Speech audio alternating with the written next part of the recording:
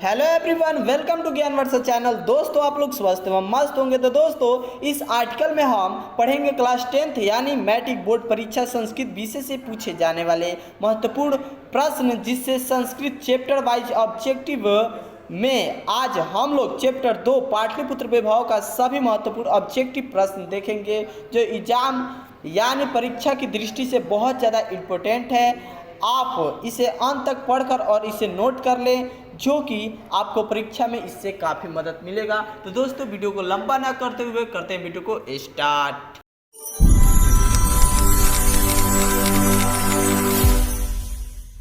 दोस्तों, पहला प्रश्न है, देखिए, कह रहा है किसके काल में पाटलिपुत्र की रक्षा व्यवस्था और शोभा उत्कृष्ट थी। आपको बताना है। ऑप्शन 4 है और चारों में इसका राइट जवाब बताना है। तो ऑप्शन ए है चंद्रगुप्त मौर्य के समय, बी है समुद्रगुप्त, और सी है कुमारगुप्त, और डी है इनमें से कोई नहीं। तो दोस्तों, आपको पता है कि चंद्रगुप्त मौर्य के काल में पाटलिपुत्र की रक्षा व्यवस्था अति शोभा उत्कृष्ट थी। तो option A is the right answer. आपको पता चल गया। नेक्स्ट प्रश्न देखिए, 2 नंबर क्या कह रहा है। चला, बुध काले मतलब बुध काले का मतलब क्या हुआ। बुध काल में पाटलिपुत्र से यानी पाटलिपुत्र का नगर से, नगर का नाम किम, पर नगर क्या था बुध के काल में। जब बुद्ध भगवान आए थे पटना में, तो उसका नाम क्या था आपको बताना है। तो यहाँ पर दोस्तों उसका नाम था पाटली ग्राम था, जो कि गांव पहले हुआ करता था और वो नगर के रूप में बदल गया। तो option number C is the right answer. देखिए, प्रश्न नंबर 3 का रहा है कि पटना में गंगा नदी पर कौन सा सेतु है। आपको बताना है। ऑप्शन 4 और चारों में इसका राइट जवाब बताना है। तो दोस्तों देखिए क्या कह रहा है। सेतु यानी पुल, जो पटना का नदी है गंगा है, उसके ऊपर कौन सा पुल है ये बताना है। तो गांधी सेतु है। चला, यहाँ पर option C is the right answer. प्रश्न 4 नंबर है, गोलघर कहाँ है। आपको पता है कि गोलघर कहाँ है। तो देखिए, जब आप चैप्टर पढ़े होंगे, चैप्टर बाई चैप्टर ध्यान से पढ़े होंगे, तो इसमें आपको पता चल गया होगा कि गोलघर जो है वो पटना में है। दोस्तों, यहाँ पर Patna is the right answer हो जाएगा। चला, देखिए 5 नंबर प्रश्न कह रहा है कि कुटनीम काव्य के रचनाकार कौन है। ऑप्शन 4 है और चारों में इसका राइट जवाब बताना है। पहला है समुद्रगुप्त, दूसरा है दामोदर गुप्त। तो दोस्तों यहाँ पर दूसरा ही राइट आंसर हो जाएगा। चला, क्योंकि ये जो इसका रचनाकार B is the right answer Damodar Gupta हैं। चलिए नेक्स्ट प्रश्न 6 नंबर का रहा है। देखिए, चला, ये कह रहा है कस्य महापुरुषस्य जन्मस्थल नाम पाटलिपुत्र अस्ति। मतलब किसका जन्मस्थल है पाटलिपुत्र में। तो आपको पता है कि गुरु गोविंद सिंह का। तो गुरु गोविंदस्य हो जाएंगे। चला, D is the right answer. चलिए नेक्स्ट प्रश्न देखिए क्या कह रहा है 7 नंबर। और ये प्रश्न देखिए क्या कह रहा है 7 नंबर। कह रहा है कि सिखों के 10वें गुरु कौन थे। सिखों के 10वें गुरु यानी गुरु गोविंद सिंह थे। चला, चलिए ये भी सही है। नेक्स्ट प्रश्न 8 नंबर अगर देखें तो ये भी कितना आसान प्रश्न। देखिए, सभी जितने प्रश्न हैं सभी पूछे हुए प्रश्न हैं। चला, आपको सिर्फ दिमाग लगाकर पढ़ना है। देखिए क्या कह रहा है कि पाटलिपुत्र किस प्रांत की राजधानी थी। पहले यहाँ बताना है कि पाटलिपुत्र जो है ये किसकी राजधानी थी। 8 नंबर में बताना है। तो ये बिहार की राजधानी थी और अभी भी है। यहाँ पर लिखना चाहिए चला है। ठीक है, option A is the right answer. Next प्रश्न देखिए 9 नंबर क्या कह रहा है। दामोदर गुप्त ने किस काव्य की रचना की। देखिए, दामोदर गुप्त ने हम ऊपर ही देखे थे तो कुटनीम। तो option D is the right answer हो जाएंगे। चला, चलिए नेक्स्ट प्रश्न देखिए क्या कह रहा है 10 नंबर।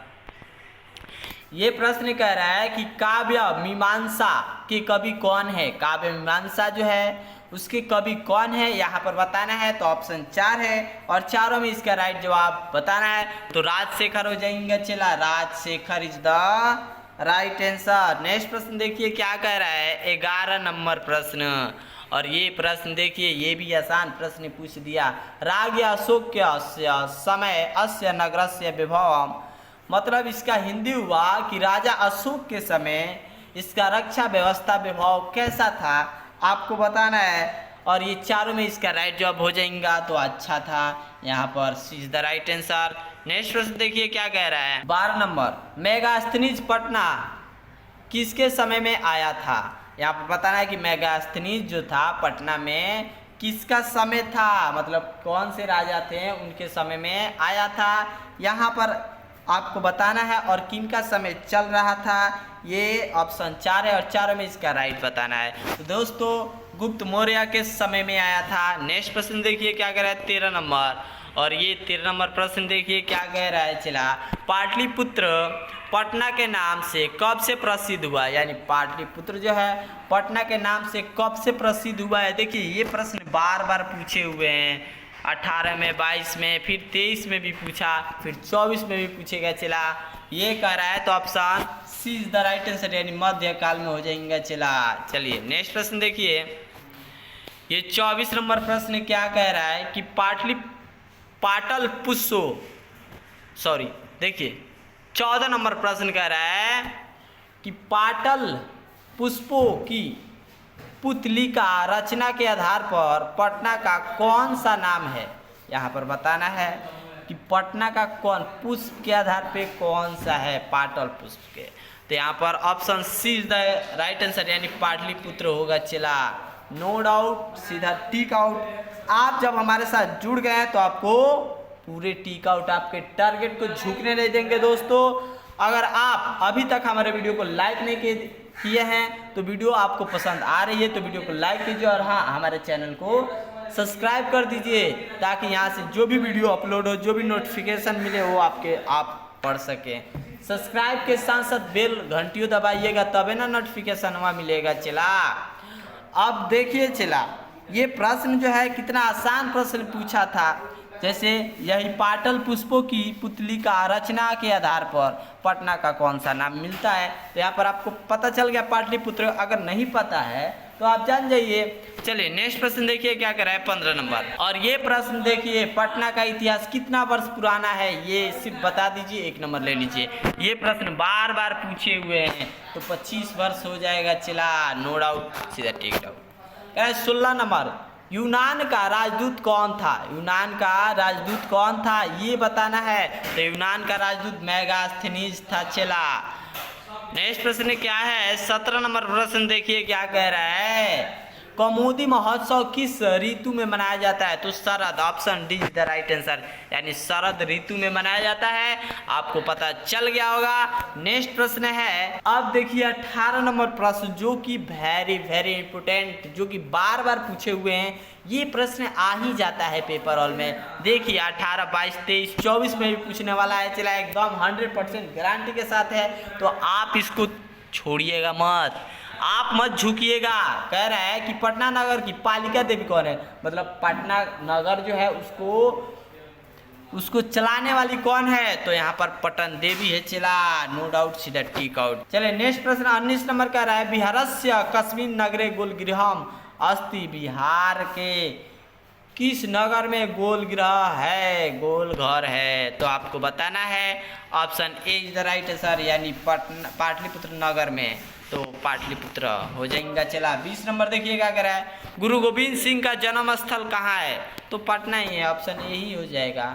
नेक्स्ट प्रश्न देखिए क्या कह रहा है। चला, ऐसे ऐसे प्रश्न जो है धुआं की तरह उड़ जाएगा जब आप हमारे साथ बने रहिएगा। तब एक और बात दोस्तों हम बताना चाहेंगे आपसे कि अगर आप वीडियो को देख रहे हैं तो वीडियो के साथ साथ एक बार देख लीजिए, फिर इसको नोट भी कीजिए, ताकि आपको पता चले कि इससे क्या प्रॉफिट हो रहा है। ध्यान से जब आपके पास नोट्स रहेंगे तभी ना अच्छे से याद कीजिएगा और समझिएगा।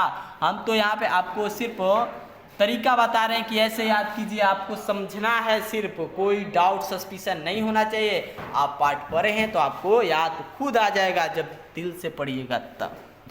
चलिए 21 नंबर प्रश्न क्या कह रहा है कि परिभूत पुरंत स्थानम किम संज्ञा किसे दी गई है। यहाँ पर आपको बताना है 21 नंबर प्रश्न का राइट जवाब क्या होगा। तो यहाँ पर चला जो प्रश्न ये पूछा है, तो देखिए ना पाटलिपुत्र नगर लिखा है, कह रहा है सरस्वती का गुलगृह कौन सा महानगर था। देखिए 22 नंबर प्रश्न कह रहा है कि सरस्वती का गुलगृह कौन सा महानगर था। तो आपको पता है option C is the right answer, यानी सी पाटलिपुत्र। नेक्स्ट प्रश्न देखिए 23 नंबर है, पटना में हमेशा युद्ध, आग और बाढ़ का भय रहेगा, किसने कहा था? तो भगवान बुद्ध आए थे, कई बार आए थे, और वो ये भी बोले कि ये जो ग्राम है, ये एक दिन पाटली ग्राम जो है वो महानगर होगा, जो कि पाटली नगर से प्रसिद्ध होगा, और लेकिन भय, बाढ़, आग, युद्ध से क्या घिरा रहेगा। तो जैसे बोले थे वैसे ही हुआ। इसका अमर कथा भी है पाटलिपुत्र का अपना। तो दोस्तों अब देखिए 24 नंबर प्रश्न क्या कह रहा है। कह रहा है कौमुदी महोत्सव अतीत प्रचलित। कह रहा है कि कौमुदी महोत्सव जो है बहुत प्रचलित है। तो आप बताइए कि इसमें किसके काल में? तो आपको बता दें गुप्त काले। चलिए नेक्स्ट प्रश्न देखिए 25 नंबर क्या कह रहा है। चला ऐसे प्रश्न देखिए 25। पाटलिपुत्र वैभवम पाठ में किस शहर का वर्णन है? तो आपको पाटलिपुत्र वैभव जो है तो पटना ही का ना होगा, चिला भागलपुर का तो होगा नहीं। चलिए नेक्स्ट प्रश्न देखिए 26 नंबर क्या कह रहा है कि काल चक्र के कारण कितने वर्ष तक मध्यकाल में पटना की स्थिति जर्जर रही? आपको बताना है। तो चिला जर्जर रहा 1000 वर्ष तक। चलिए नेक्स्ट प्रश्न देखिए, ये जो है 27 नंबर, पटना शब्द किस शब्द से बना है? पटना जो शब्द बना है वो पतन से, पतन होता है, लेकिन संस्कृत में म लगा दिया था। तो आप घबराइएगा मत इसको देखकर कि सर क्या लिखवा दिए, बोले हैं क्या लिखवा रहे हैं क्या।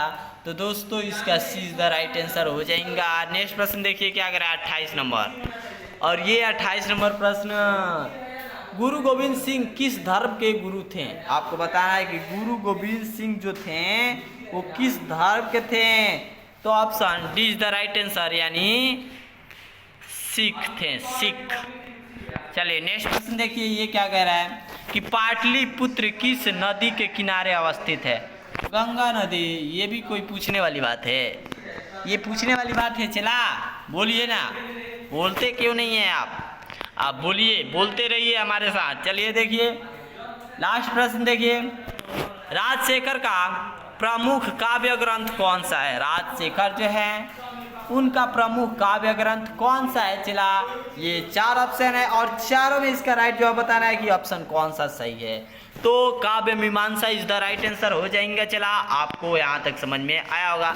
तो आशा करते हैं कि यह वीडियो आपको पसंद आई होगी, यहाँ तक आपको कोई दिक्कत कोई प्रॉब्लम नहीं हुआ होगा।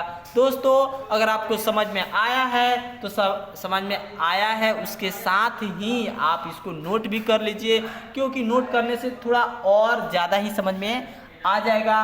तो दोस्तों अगर वीडियो पसंद आए तो वीडियो को लाइक कीजिए, और आप हमारे चैनल पर नए हैं तो हमारे चैनल को सब्सक्राइब कर दीजिए। और हाँ, इसका जो बाकी का PDF है उसको टेलीग्राम चैनल पे अपलोड कर दिया जाएगा। तो दोस्तों अभी तक आपने टेलीग्राम चैनल से नहीं जुड़े हैं तो अभी जाइए, हमारे डिस्क्रिप्शन बॉक्स में लिंक है, वहाँ से जुड़िए और आप आसानी से इसको डाउनलोड कीजिए, और डाउनलोड करके आप टोटल क्वेश्चंस को सॉल्व कर सकते हैं। कोई दिक्कत प्रॉब्लम होती है, कमेंट बॉक्स आपके लिए है, कमेंट कीजिए। वो अच्छा है तभी कीजिए, बुरा है तभी कीजिए, क्योंकि आप कमेंट कीजिएगा तभी हमको कुछ पता चलेगा। तो दोस्तों मिलते हैं नए चैप्टर के साथ, नए वीडियो के साथ, तब तक के लिए बाय फ्रेंड्स, टेक केयर।